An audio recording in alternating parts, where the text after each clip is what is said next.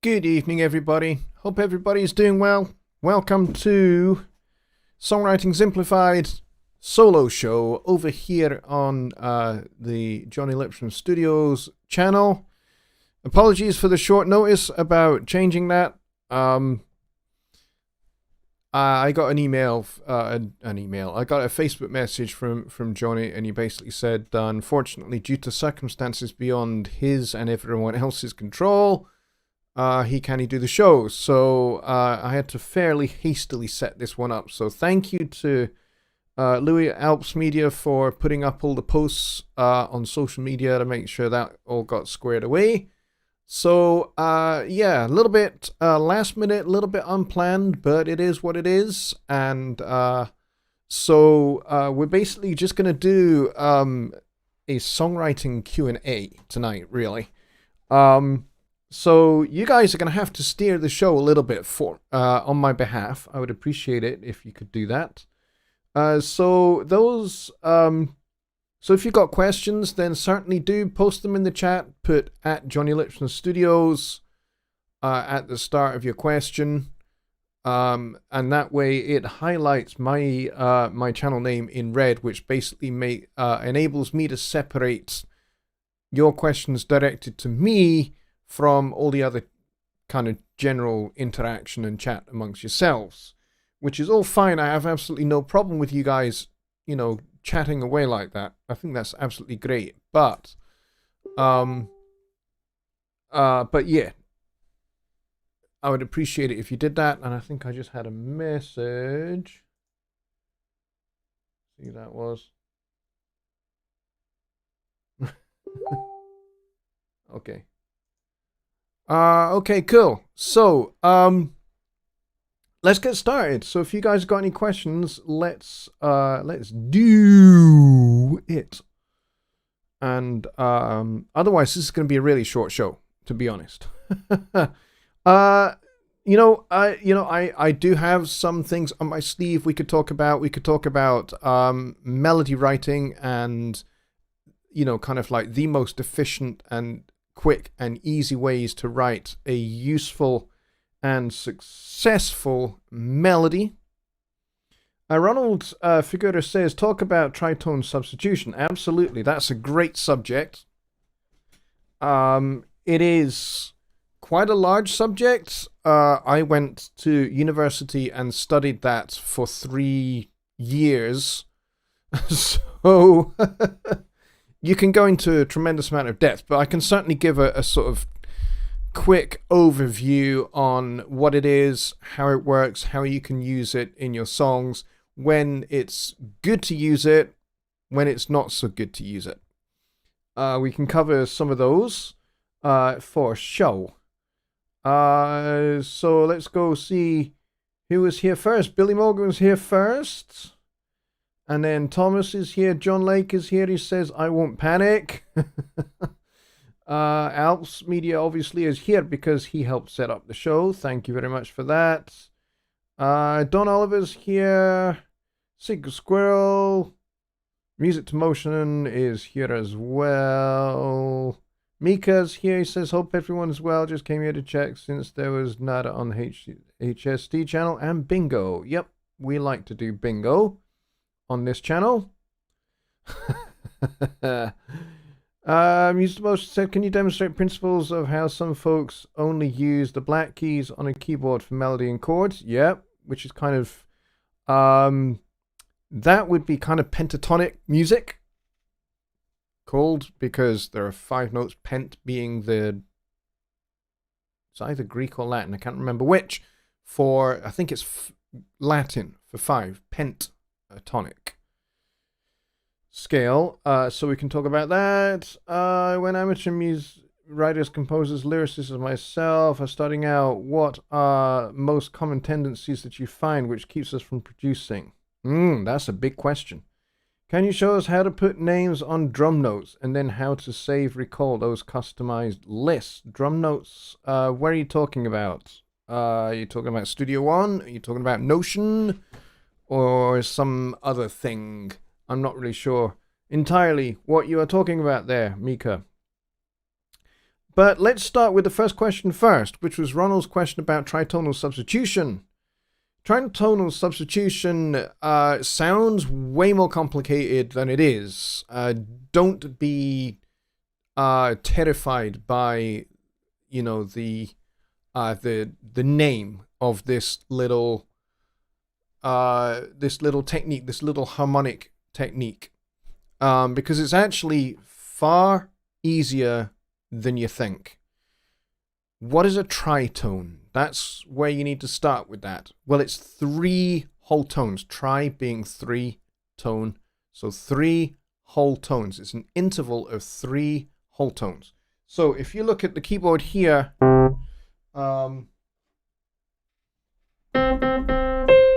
so here is C. If I go up 1 black note, that is a semitone, also known as a half step.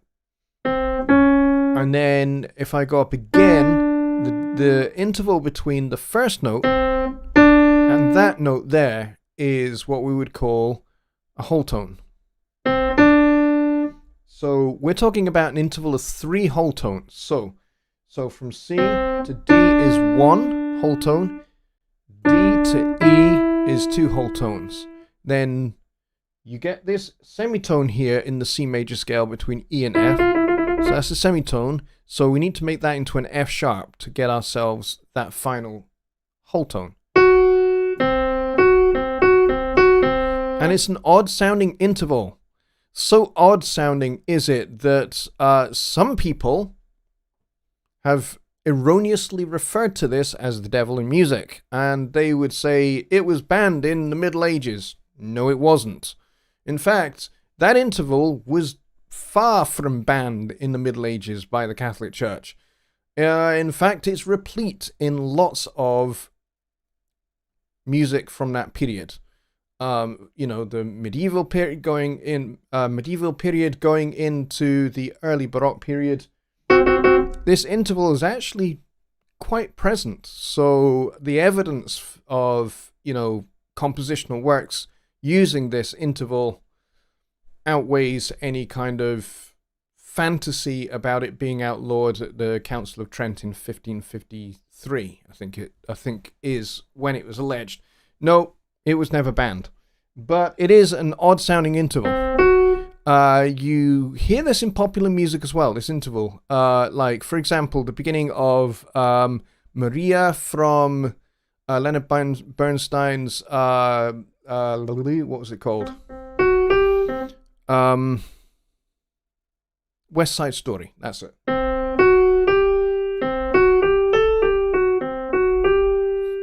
That's the melody line there. So you got that interval. It's actually quite hard to pitch if you're singing it. But, it's like any interval. The more you sing it, the more you get used to it. So that's the interval of the tritone. So what's the second half of it? Substitution.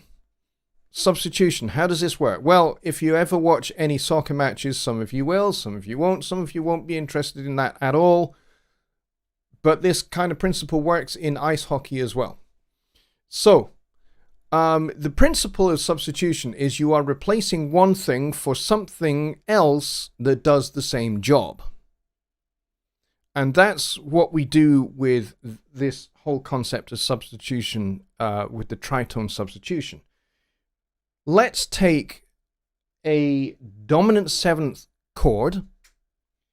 So we'll take G7, seeing we're kind of basing ourselves in the key of C major.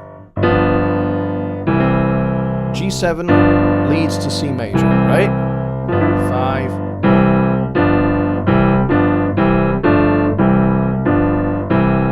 All right, so we want a chord that will do exactly the same job as G7 and lead us back to chord 1, okay? So, what are the essential notes? Let's take the G away for the moment, even though that is probably the most essential note, being that it is the root of the chord. And we'll take away the D at the top here, and we'll leave ourselves the F and the B. And hey presto, look what we have. We have the interval of a tritone. That's right, every dominant 7th chord has a tritone built into it. So let's just take those notes. So we have the 7th and the 3rd. But what if I was to change this bass note here for a bass note a tritone away? So one whole tone is going to be A, 2 whole tones is going to be B. The next one up is going to be a D flat or a C sharp. Hey, what do we have here? G7. We have D flat 7. Same notes. Those 2 notes are exactly the same.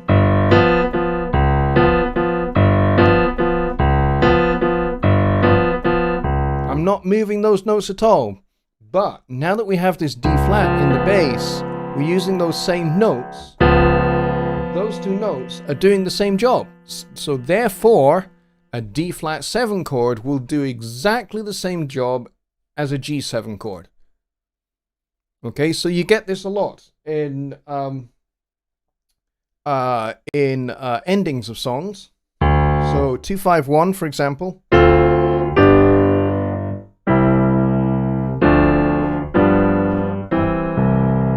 All right, let's substitute that G7 for the D flat and see what happens.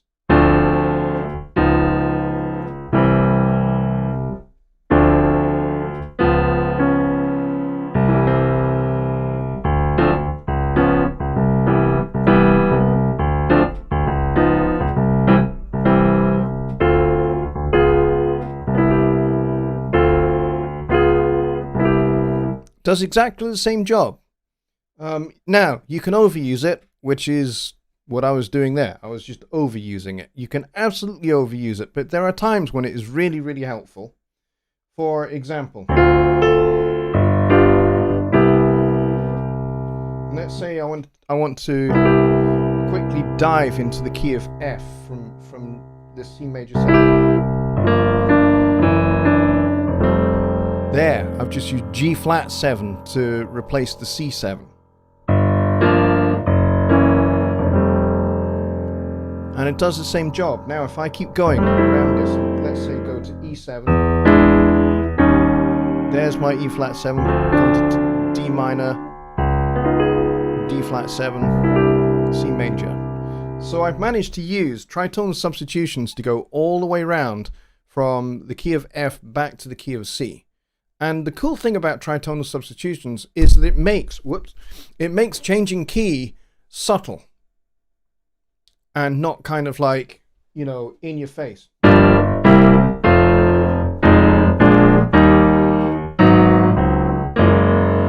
You know, that's kind of obvious. Whereas if you're doing tritonal substitutions, it's a little bit more subtle.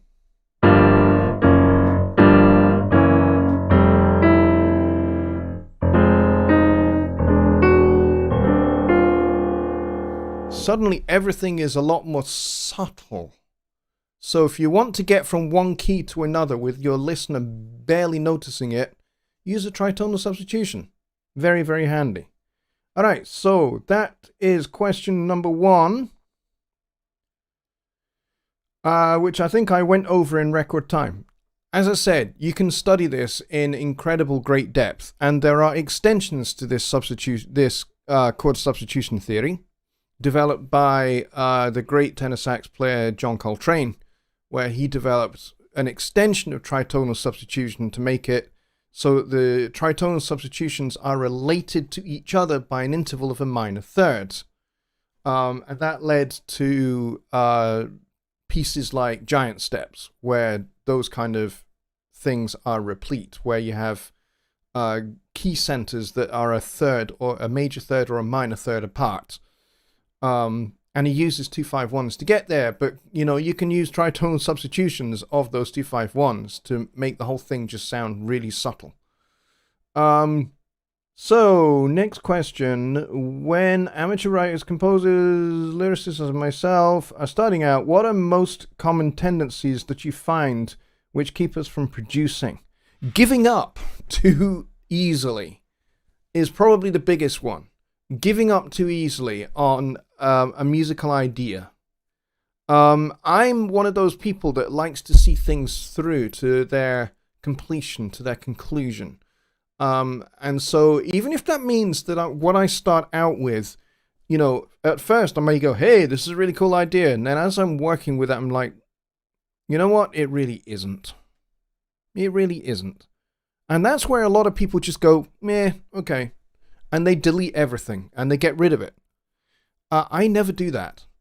I will save that little piece of an idea because you never know. It may come in handy further down the line. You may find that you start your next work and you go, hey, that idea that I was working on 6 months ago, that now fits perfectly into this piece that I'm working on now. That would be the perfect chorus for it, or that would be the perfect bridge for this particular song. And before you know it, you're kind of recycling lots of old ideas to create new ones. And I think that's really, really economical. And it's the way that I have worked for maybe close to 30 years now.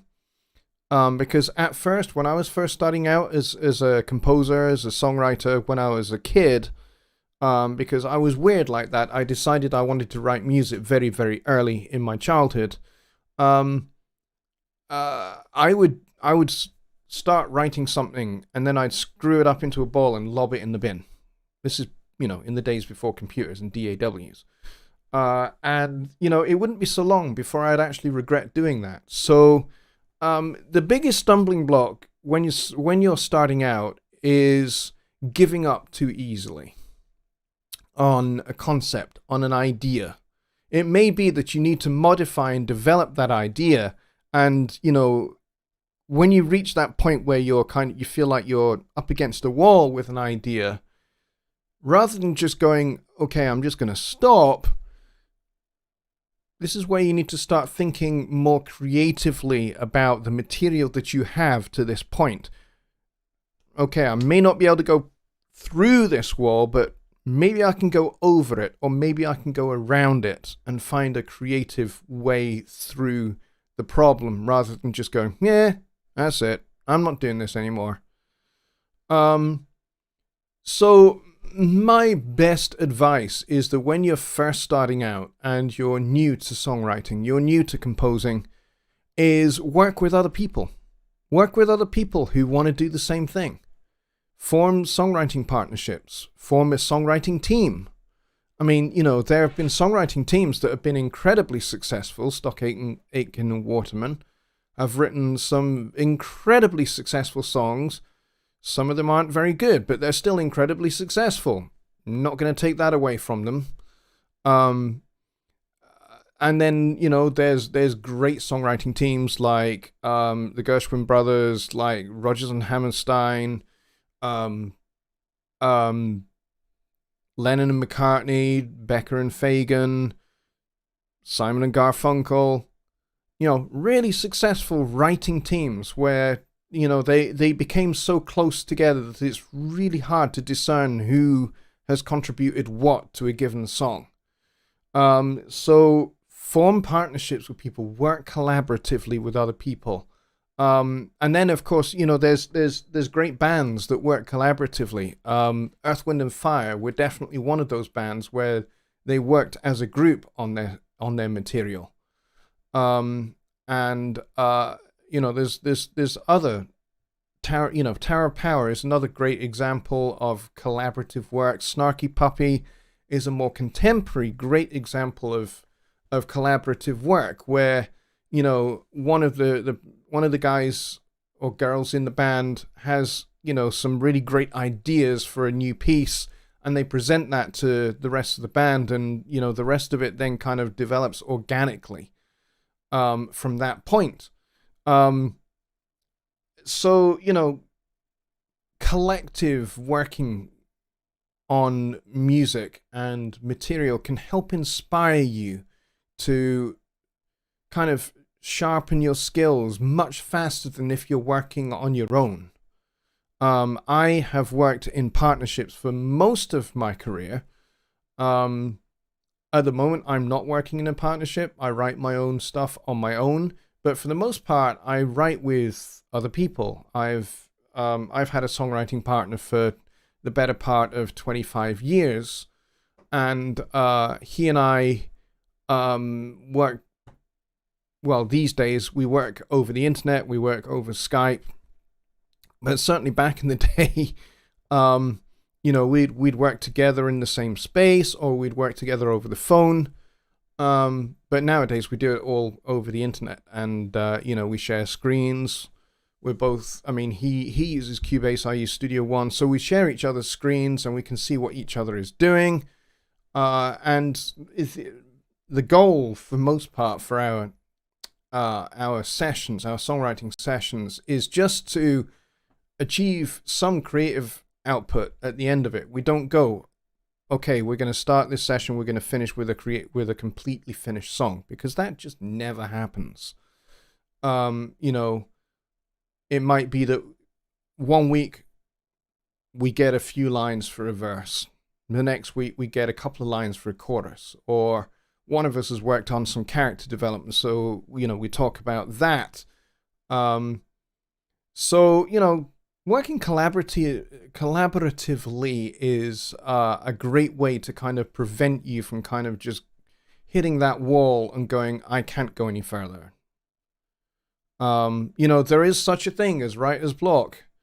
I think it's a genuine thing. I think it really does exist. I've had it. I've experienced it. And really, the best way through that is just to persevere and just keep writing. Even if what you are writing you think is complete shite and you wouldn't want your dog to listen to it.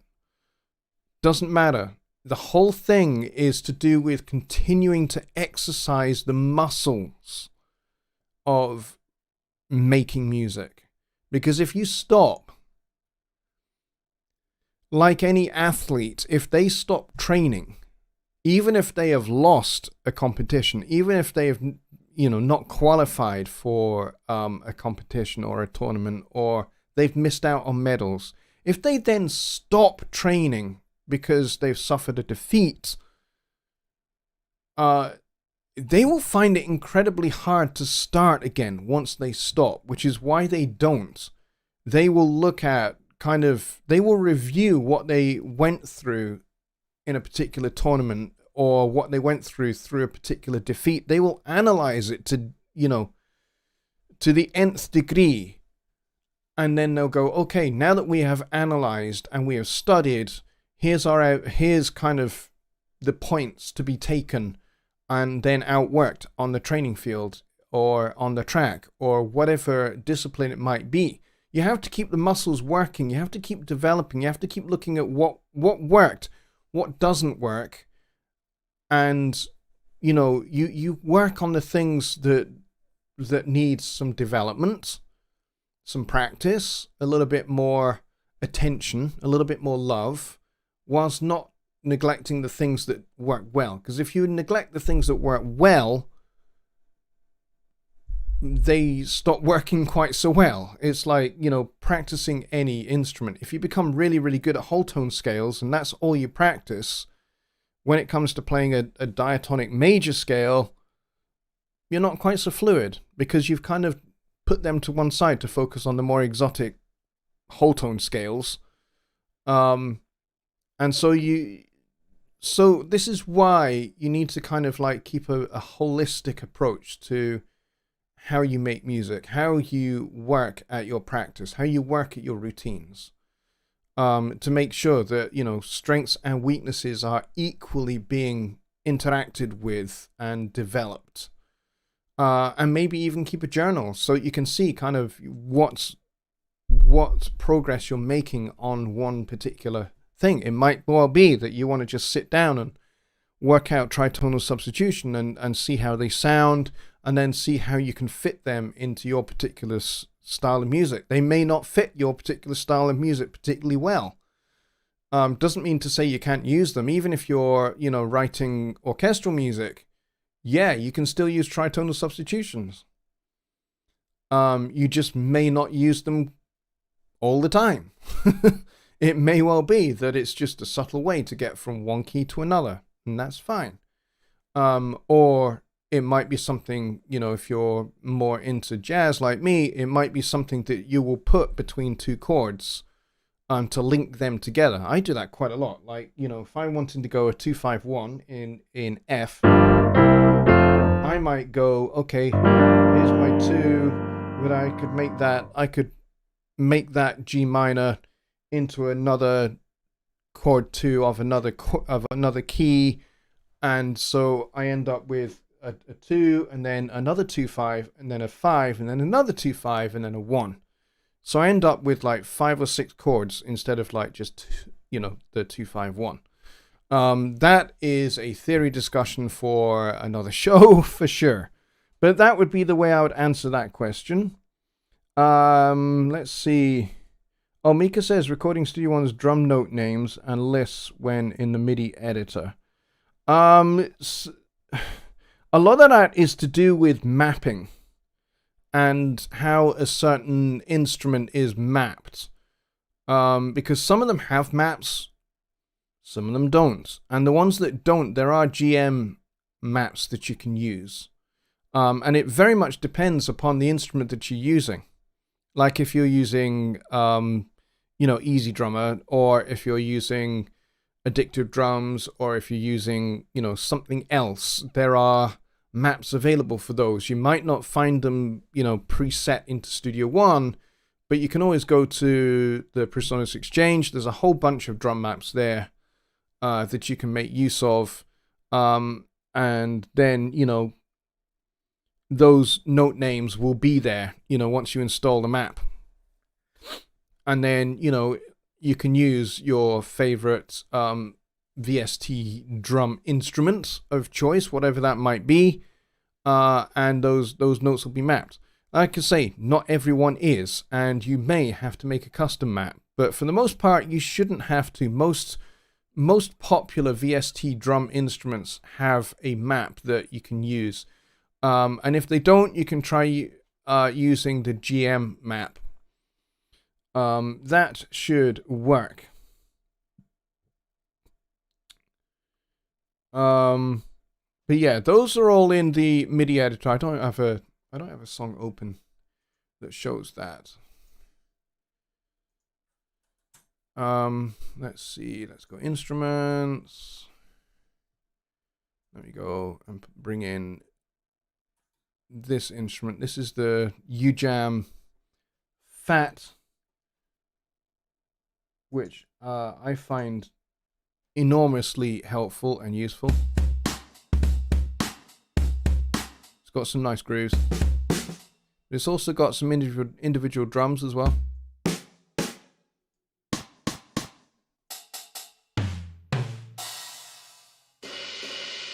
Which, as you can see here, is actually mostly mapped in the same way that a GM drum set would be mapped.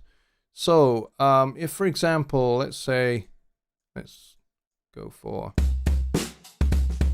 let's use this groove. So I can just drag and drop this into here, and then we can double click that. We can get rid of this guy here, and we can go into the drum editor. And as you can see here, they are already named, and there is a preset for them, which is incredibly handy. But if they're not, you've got this editor here, and you can move them around, you can change them, and you can hide whatever you need to hide. You know, maybe some of these that are not going to be useful to you can hide them. These ones are already hidden by default, but you know, if you decide that you want to use these preset grooves, you can unhide those, and then you can just draw in whatever you need to draw in to make that work. And then there's this button here, pitch names here. You can hide, you can show default, you can show all, you can reset the order. There's all sorts of things you can do with this in particular.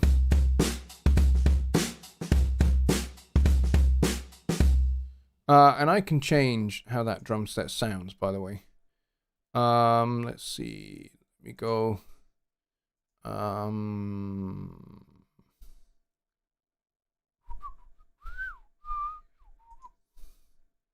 Try this one.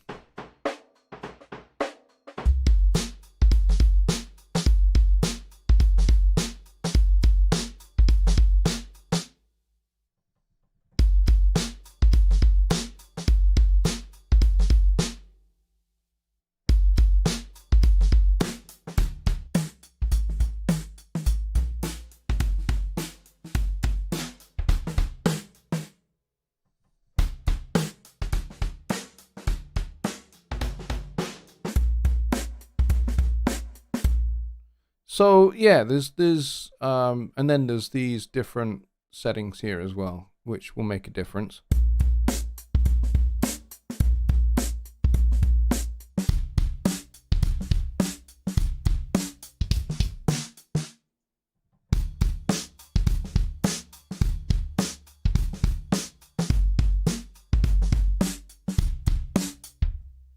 And you've got your mixer down here. But that's kind of just how this instrument works in particular.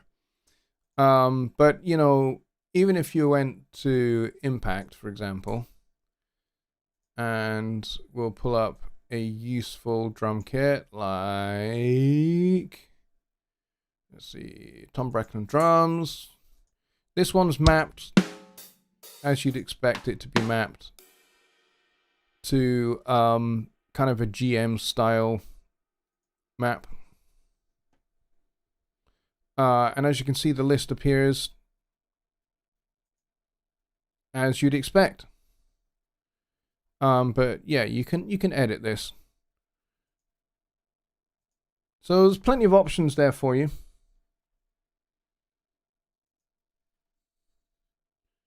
Okay, let's see what else we've got. Oh yes, your question about black keys. Yes. Let's do that one. Question about black keys, which is kind of getting into the whole realm of pentatonic music. Because there are 5 notes. You got 5 black notes in an octave. And a lot of people would describe this. Let's bring the mic across. A lot of people would describe this as kind of oriental sounding.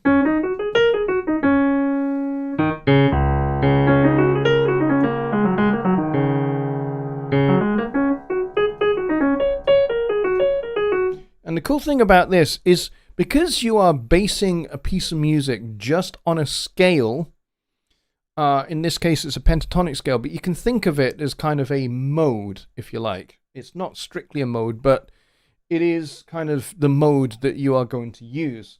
You are limiting yourself to these 5 keys, just the black keys on the piano.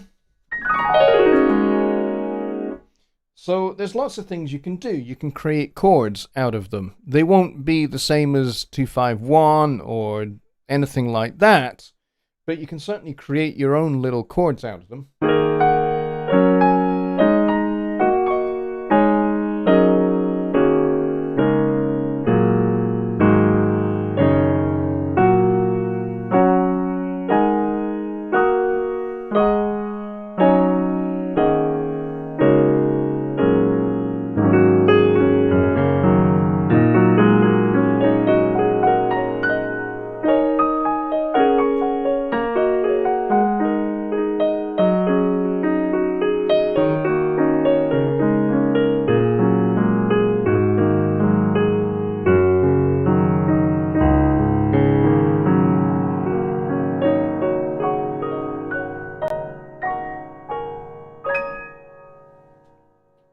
And it makes for quite an interesting and evocative sound that is not major, it's not minor, it's just pentatonic.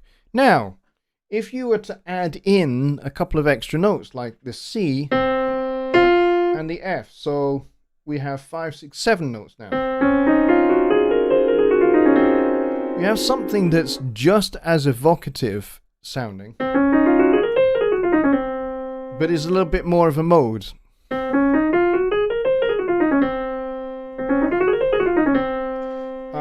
And so again, with modal music, you can kind of make your own chords.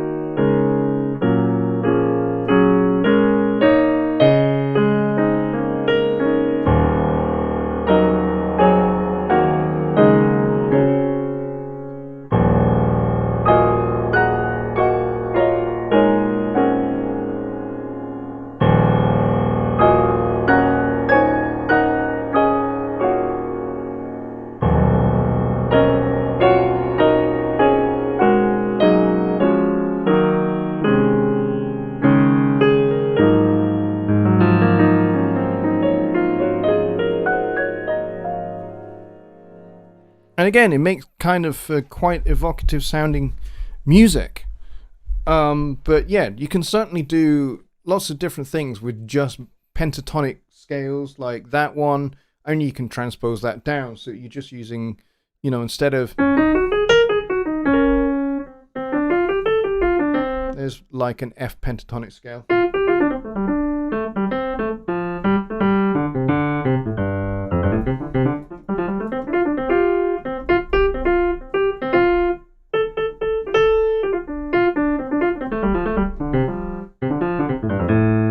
And you can shift between, several different ones. Like I can go between an E flat pentatonic scale to an F, and then pass. Well, other way around. I'll go from F to E flat, but I'll pass through an E pentatonic scale.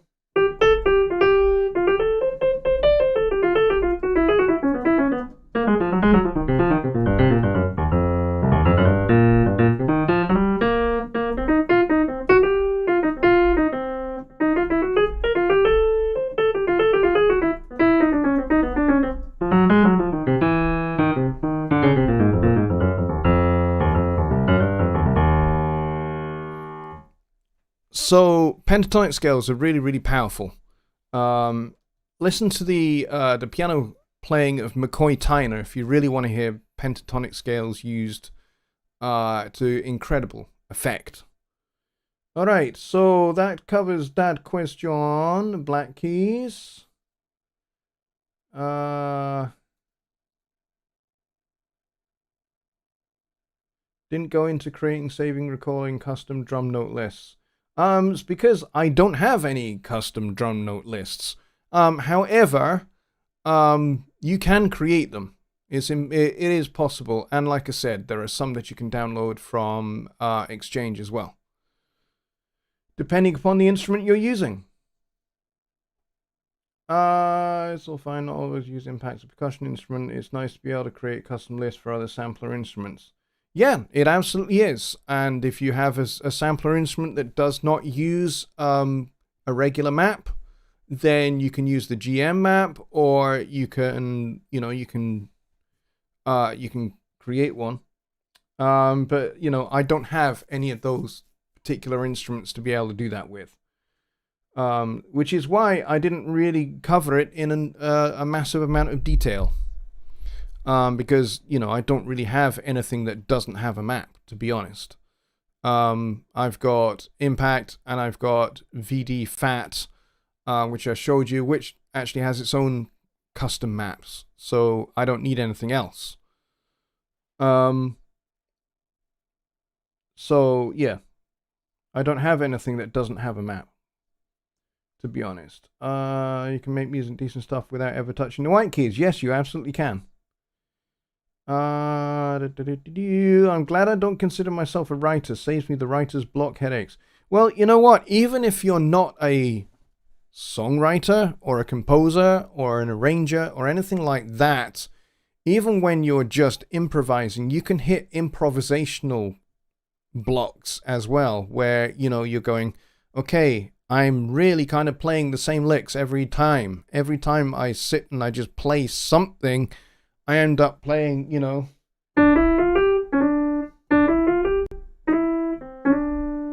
I end up playing that thing over and over again, or, some other lick that is just kind of prominent in what you do. Yeah, go ahead, Mike, for sure. Do post that link to that. If you haven't sent it to me already, which I don't think you have. Nope, I don't see it. But yeah, send that to me.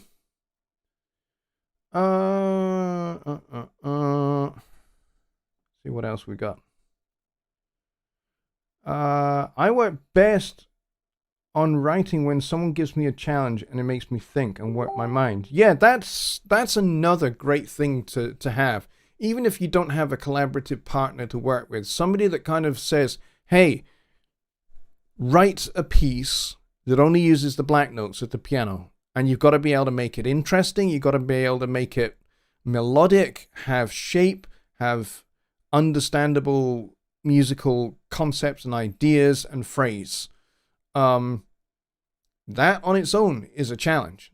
And to make it not sound oriental, unless that's kind of the thing you're going for, but, use pentatonic patterns in such a way that it doesn't sound oriental. It just sounds hip and cool and funky.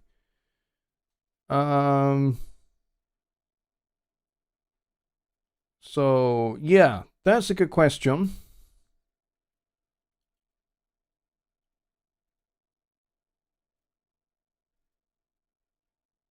Anything else? Let's see.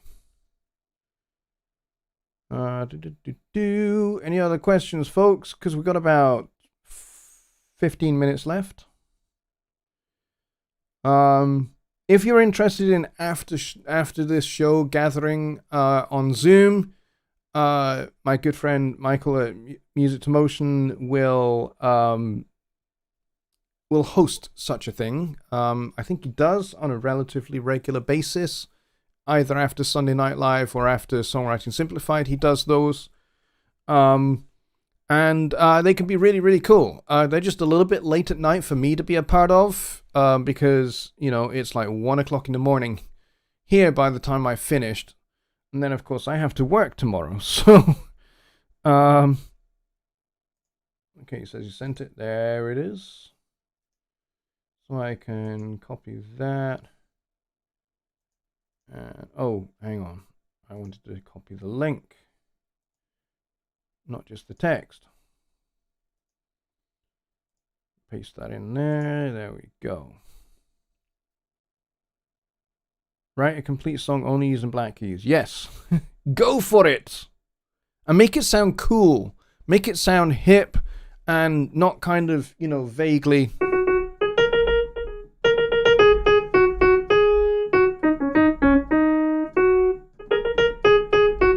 You want to try and avoid it sounding oriental. Unless that's the thing you're going for,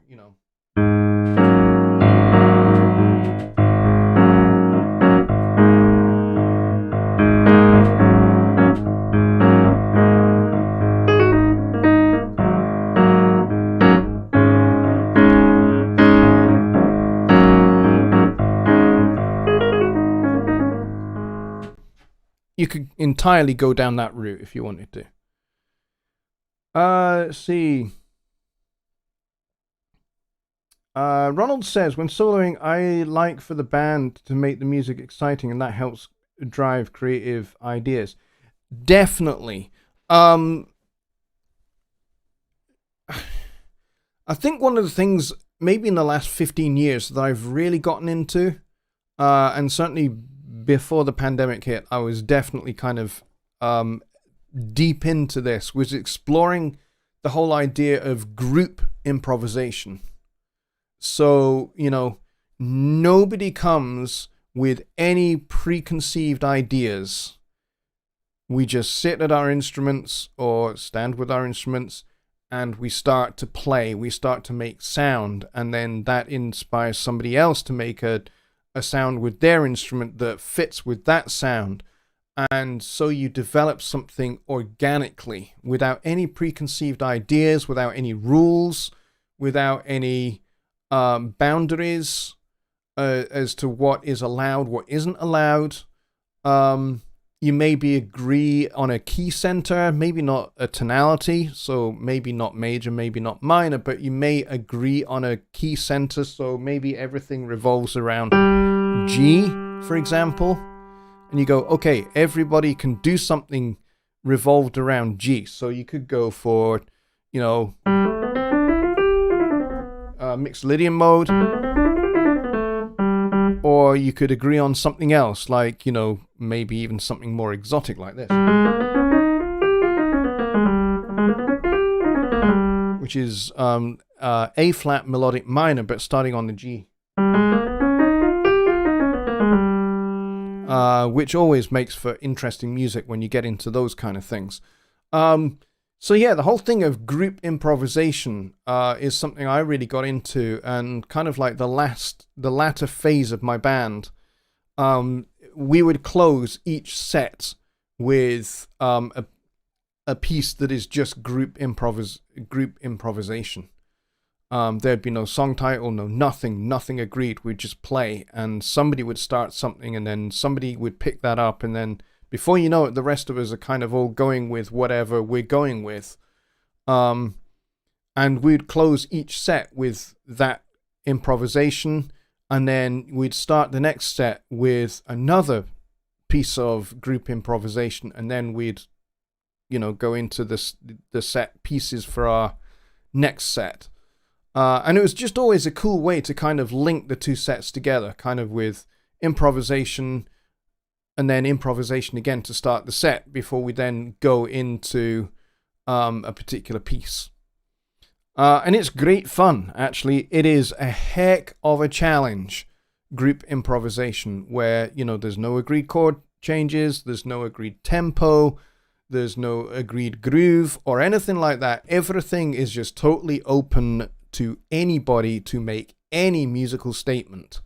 The challenge is it could descend into cacophony unless everybody in the group is listening to everybody else, and the challenge is to use the linguistic skills of your musicianship, what you understand about how music works, the basic building blocks and the language of music, to make what somebody else has just stated on their instrument make sense. So a little bit of call and response, a little bit of kind of maybe a bit of imitation. So somebody plays a phrase on their saxophone, I will pick that phrase up and play it back on the piano, but maybe I extend the idea by a little bit, and then that inspires somebody else to pick that idea up, and before you know it, you're kind of all improvising.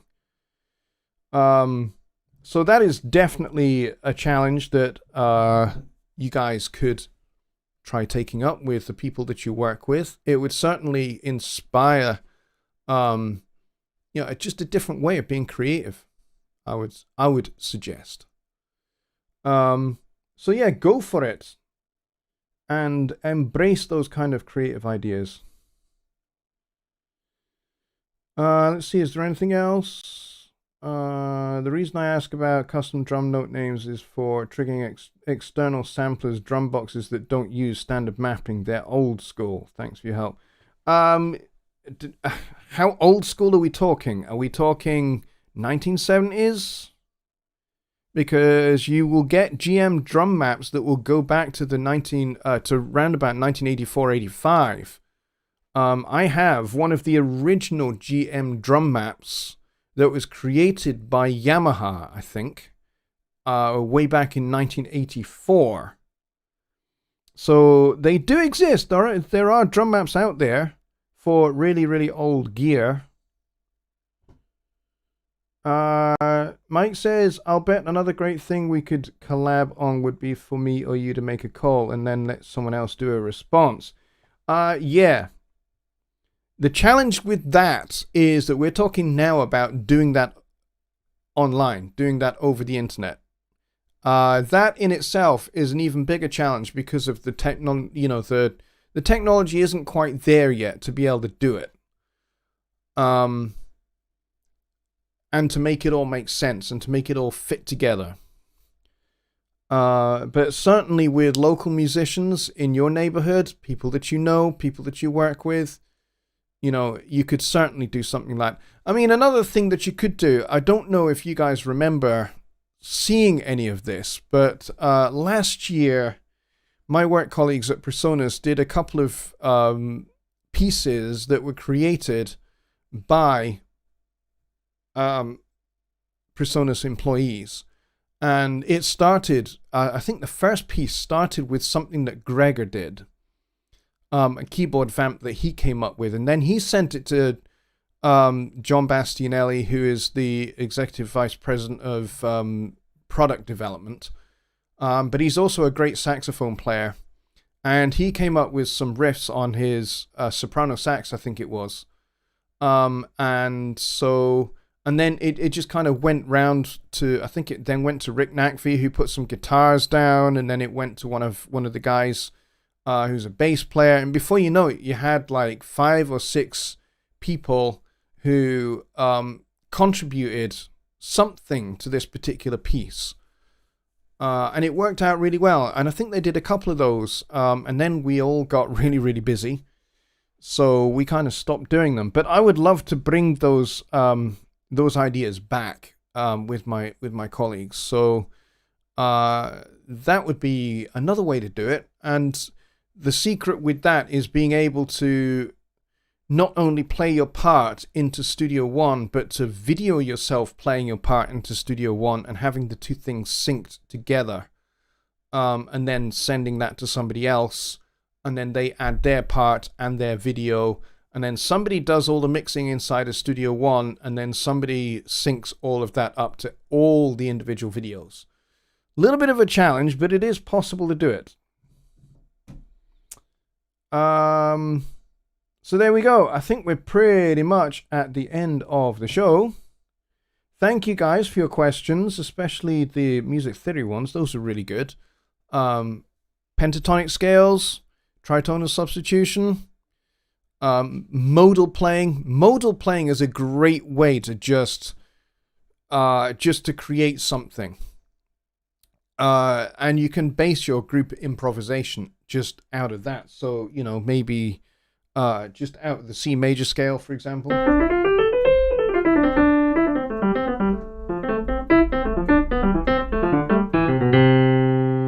You know, you can do all of that kind of stuff just based out of the C major scale.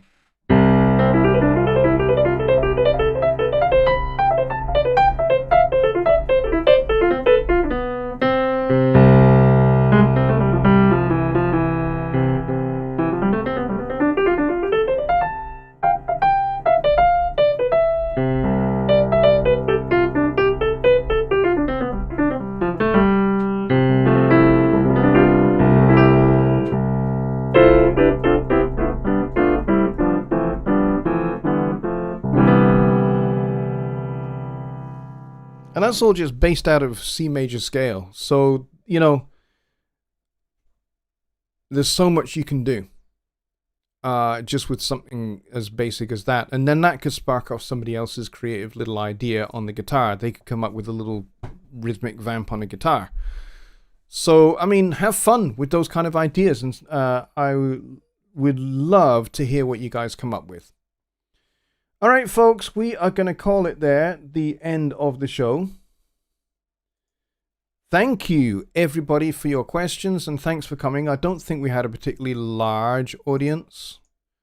No, we really didn't. We kind of peaked out at 21, which is, it's a little bit below what we would do even for a Sunday Night Live. But to say Sunday Night Live is back here on Sunday, as usual. I'm looking forward to a great show. If you have an idea for a central theme or a central topic for Sunday, please do send me an email. You want to email Jonny at jonnylipshamstudios.co.uk. The website is down at the bottom of the screen there. You can go to the screen there, and at the bottom of the website homepage, you'll see my email address there. You can copy paste that into your email service of choice, and just drop me an email and just put the subject as show theme or show topic, and I would love to compile a list of these topics so that we can have something that we can focus on week by week, and just kind of coalesce everything around that idea. All right, folks, thanks a lot for coming, and I will see you on Sunday, 6 p.m. Central Time. Good night. Hey, that's the wrong song.